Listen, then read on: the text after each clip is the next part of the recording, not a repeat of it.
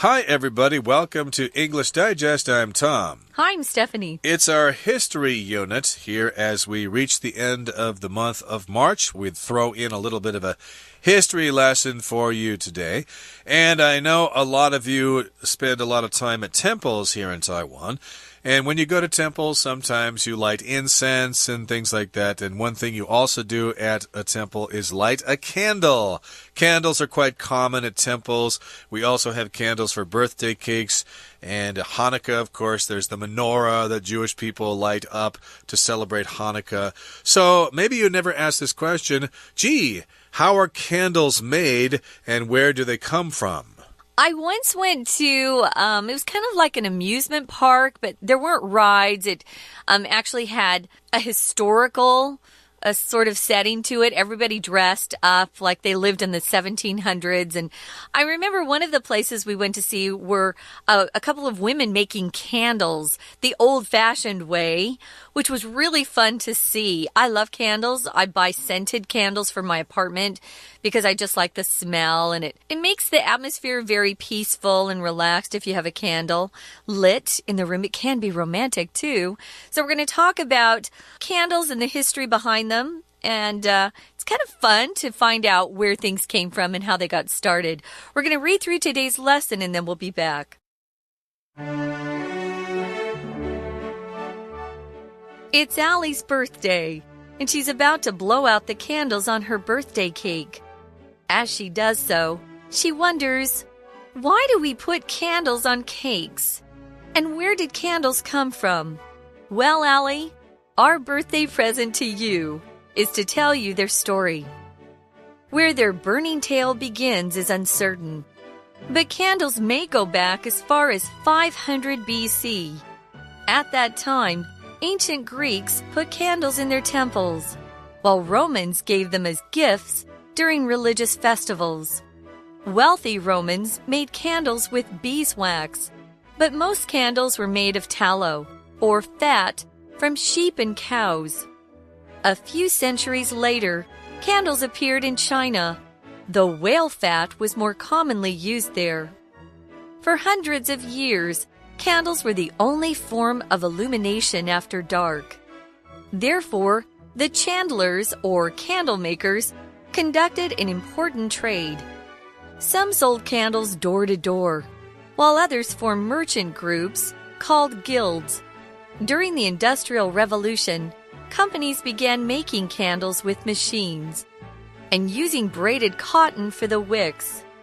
Though this made them more affordable, the industry soon declined as other sources of light were developed. Despite this, candles haven't disappeared. They're extremely useful during a blackout, and they provide a romantic atmosphere. Scented candles also make a room smell nice. As for why we put candles on a cake, it's connected to religion.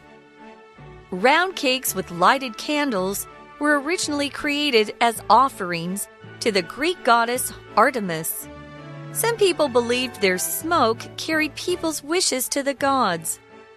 Though these candles are no longer associated with any certain god, the practice of blowing them out in hopes of making a wish come true is a brilliant practice that is sure to endure for years to come. Okay, let's talk about the history of candles, and the title is Lighting Up Your Life with Candles. We're not suggesting that you sit down at a table looking at a candle and saying, "You light up my life." No, but candles do light up your life in some ways, especially if the electricity goes out during a typhoon or something. Totally. You might want to have some candles ready, although I don't think they're necessary anymore because everybody has flashlight function on their smartphones. So we're all set there. But who knows, maybe the power will go out and you won't be able to recharge your phone, so you might need to light up a candle. But in any case, in the past, candles did light up people's lives. Now, we've got a woman by the name of Allie, who happens to be a very beautiful girl, and she's celebrating her birthday. So, of course, in order to celebrate her birthday, people have bought her a cake, and they've placed the candles on the cake, and, of course, they've sung the birthday song to her, Happy Birthday to you, make a wish, and now all you need to do is blow out the candles. So there's the verb phrase there, to blow out. That's what you do with candles on your birthday cake. Blow them out so they are no longer burning. That's right. So as she does so, she wonders, hey, why do we put candles on cakes anyway? And where did candles come from? Good questions, Allie. Well, Allie, our birthday present to you is to tell you their story.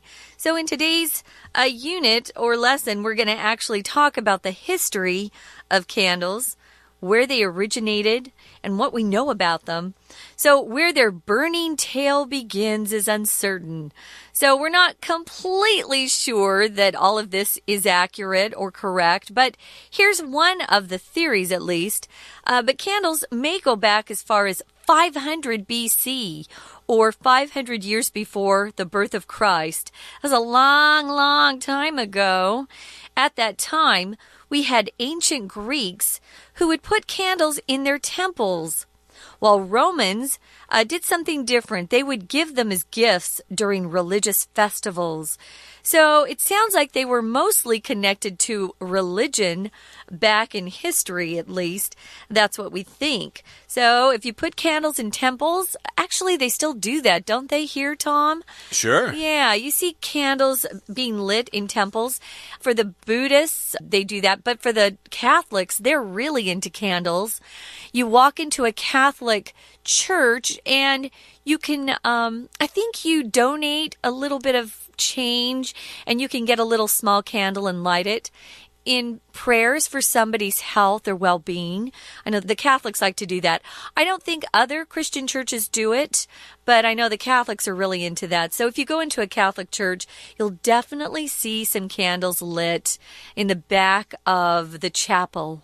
Yeah, that reminds me of traveling down to Texas one time, and some Mexican friends of mine went to a church to leave a candle there. The candle, of course, was like a big glass. It was really big, and it was full of wax, and they just lit it and set it there in a special room with hundreds of other candles that other people had left there, as wishes to God. You can bring and stuff a candle, like that. but the Catholic Church actually furnishes these little short candles. Okay, very good, fair enough. But you can buy them outside as well.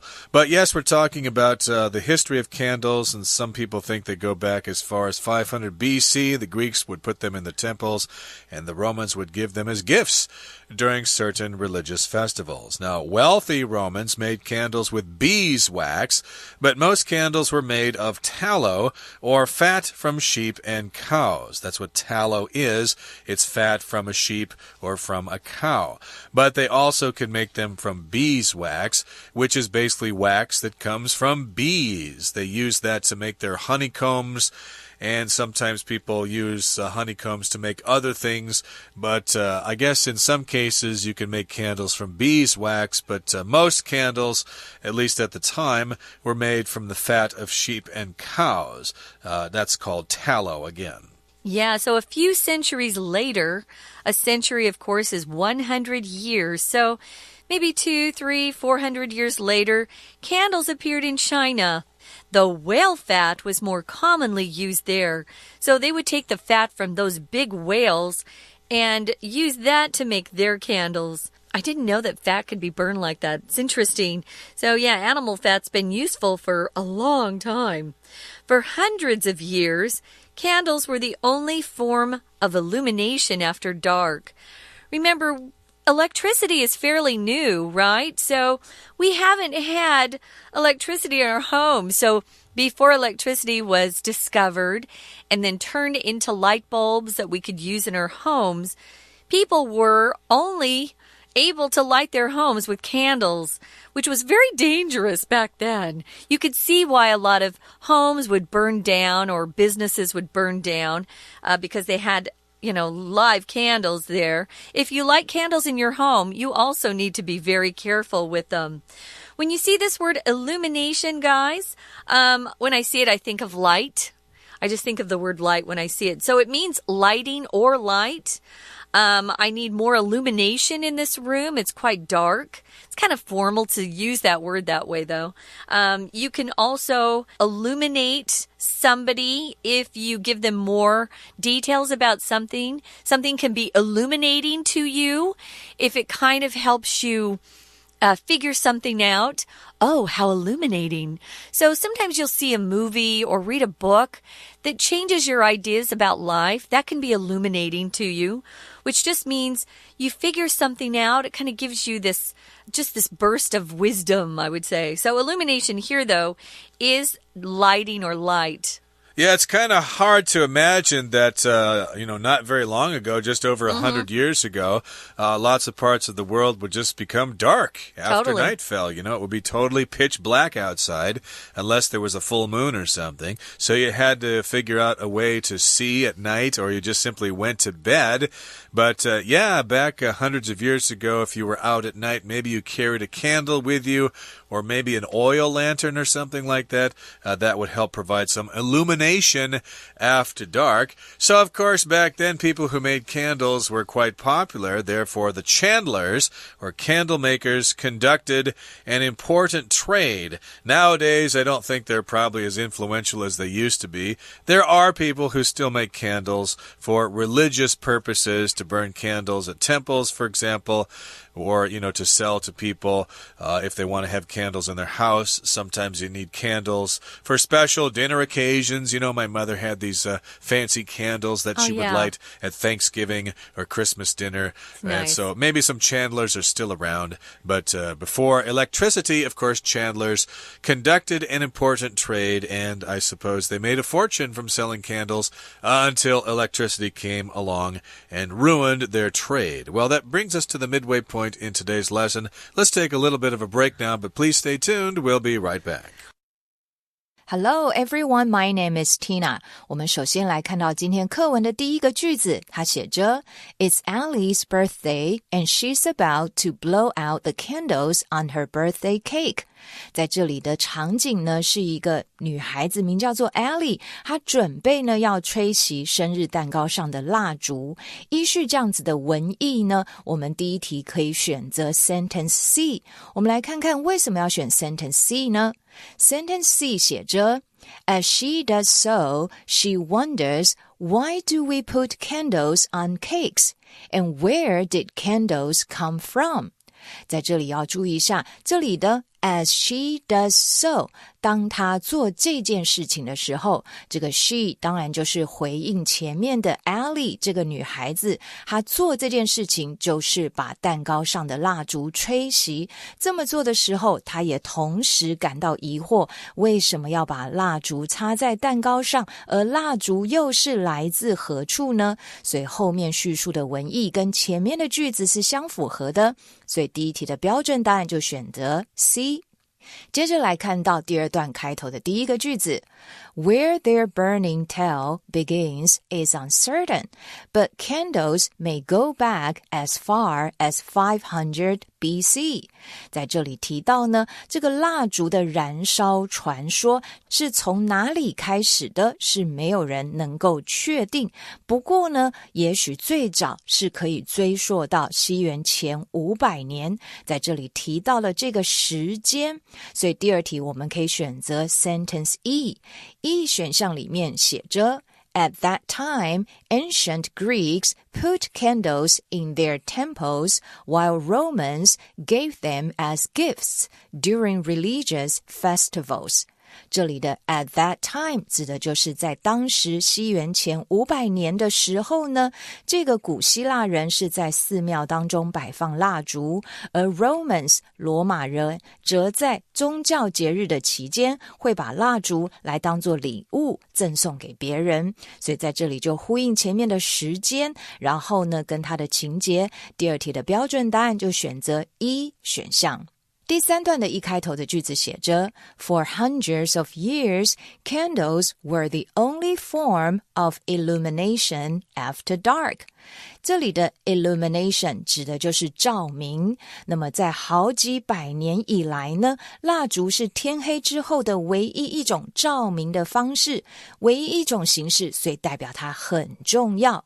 这也是一个原因，所以造成的后果。第3题我们可以选择 B 选项。Sentence B 提到 Therefore, the candlers or candle makers conducted an important trade. 这里的 therefore 就因此，因为前面提到蜡烛是唯一的照明方式，所以因此呢，这些蜡烛制造者他们则是经营一种相当重要的贸易。所以第3题的标准答案就选择 B 选项。We're going to take a quick break. Stay tuned. We'll be right back.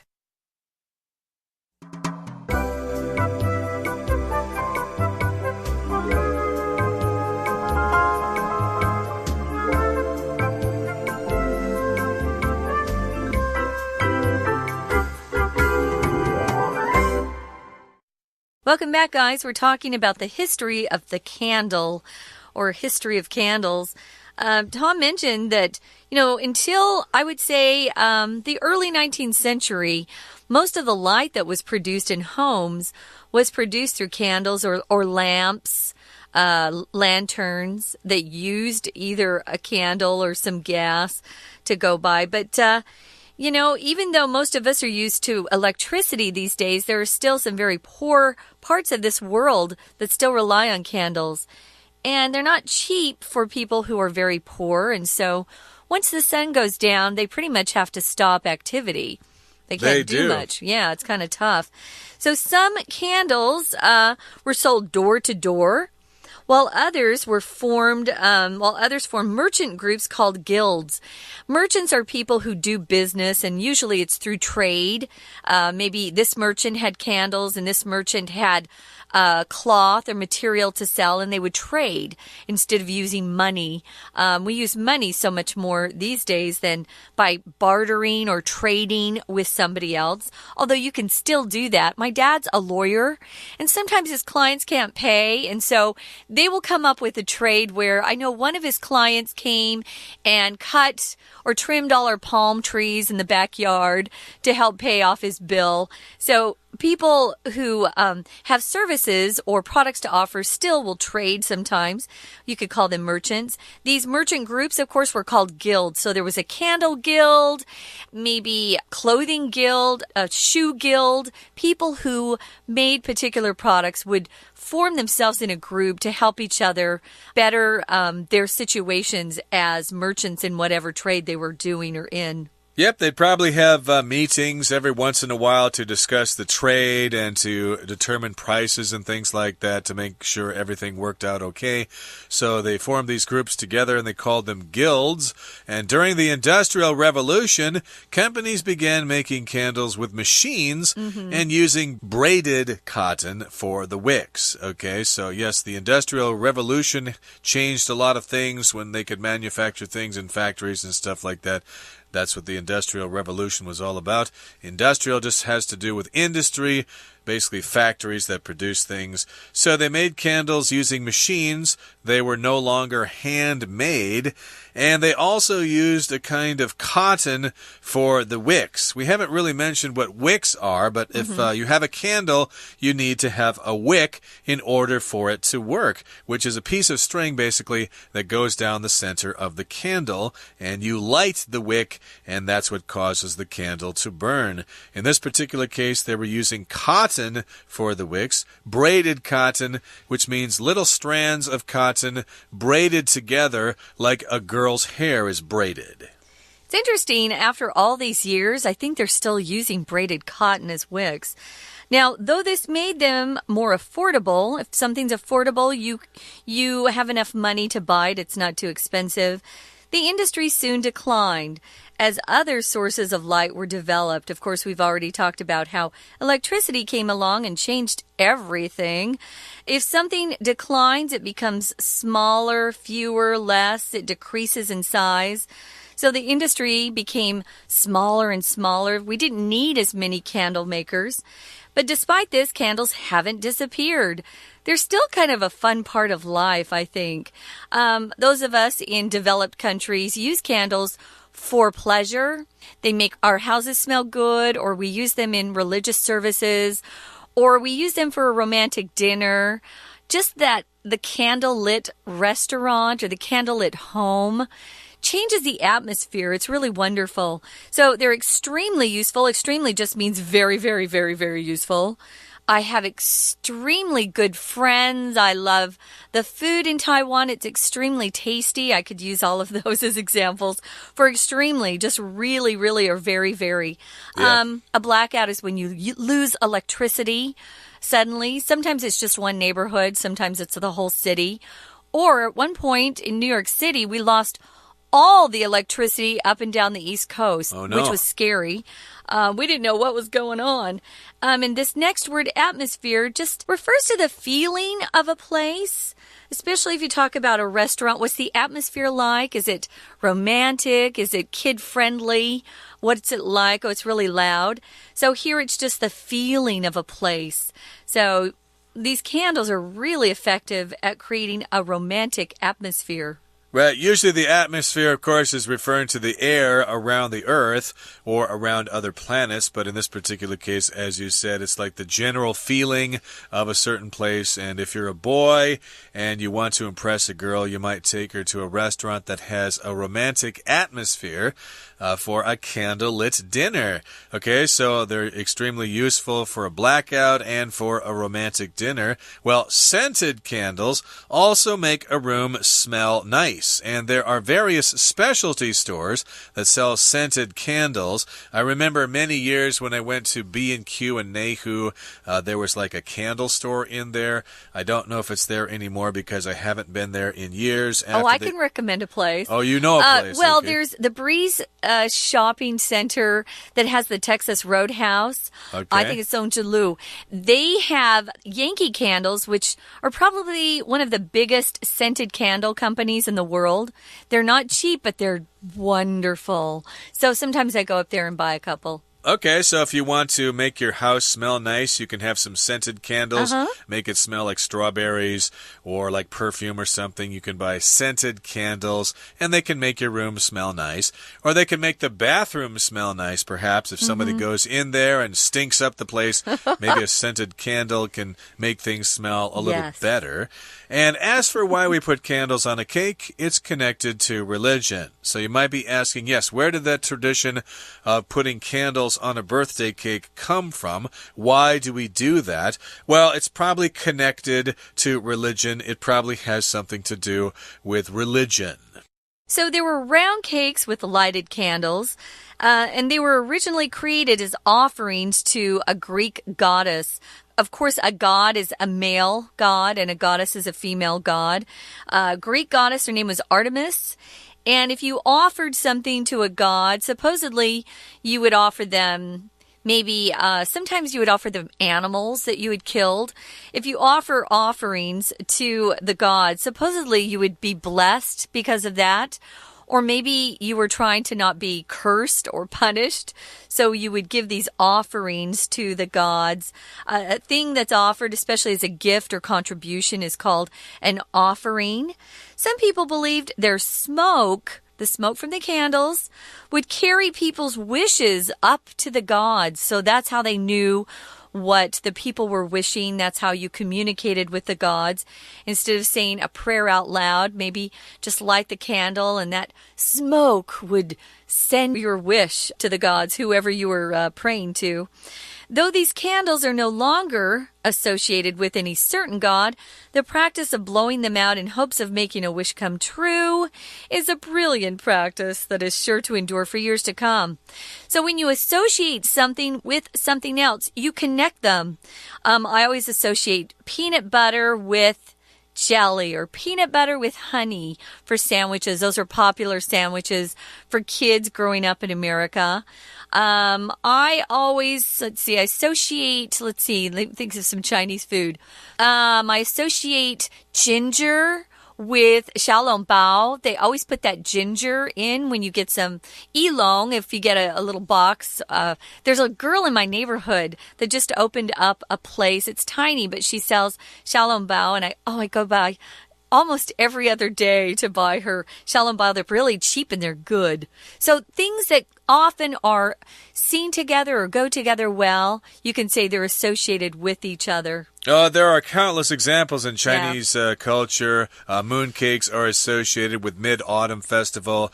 Zongzi are associated with the Dragon Boat Festival, etc., etc. So candles, of course, were associated with the goddess Artemis. That sounds kind of cute, actually, offering cakes with candles on them for a Greek goddess. But we don't really do that anymore. We have something similar now with the candles on a birthday cake. But hey, this practice is going to go on for a long time. It's brilliant. Brilliant is an interesting word here. It just kind of means really bright, but it also means very smart. So it's a brilliant practice, with those bright candles. And it's sure to continue or endure for many years to come. And again, our final word for today is to endure, which means basically something continues on for a long time, although it could mean to suffer. I had to endure the pain of losing my mother at a young age, for example. Okay, that brings us to the end of our explanation for today. It's time now to listen to our Chinese teacher. 接着我们来看到第3段的最后一句后半段写着 The industry soon declined as other sources of light were developed. 在这里的 the industry 指的就是蜡烛的产业，后来因为其他光线来源的发展，所以这样子的蜡烛产业很快就衰退了。延续这样的文意，第4题我们可以选择 Sentence D. Sentence D 写着Despite this, candles haven't disappeared. Despite 解释成为尽管虽然，尽管这样子，蜡烛却没有消失，也就是延续前面的文意说，虽然产业没落了，尽管如此，蜡烛并没有消失，而且后面还提到的是 They are extremely useful during a blackout.特别讲到呢，没有消失，正是因为蜡烛在停电的期间非常有用，所以搭配前后文意，第4题的标准答案就选择 D 选项。第5题的空格，我们来看看它前面的句子。前面的句子写着 As for why we put candles on a cake, it's connected to religion.在这里提到，至于为什么我们要把蜡烛放在蛋糕上面，则是跟宗教有关。Be connected to 指的是与什么有关。既然提到了 religion 宗教，所以我们要延续这样的文意。第5题可以选择 F 选项。Sentence F 写着 Round cakes with lighted candles were originally created as offerings to the Greek goddess Artemis. 在这里提到呢，这种圆形的蛋糕再配上点燃的蜡烛，当时是作为献给希腊女神 Artemis 的这个祭品而制作的，而这就是为什么蛋糕上要放上蜡烛咯。OK， 所以第5题呢，我们就选择 F 选项。OK， 以上就是今天的课文讲解，谢谢收听。That's it for today, everybody. And hey, if you're celebrating a birthday today, happy birthday to you. And we hope you can blow out all the candles in one go. Yeah. Otherwise, your wish won't come true. That's From all right. of us here at English Digest, I'm Tom. I'm Stephanie. Goodbye. Bye.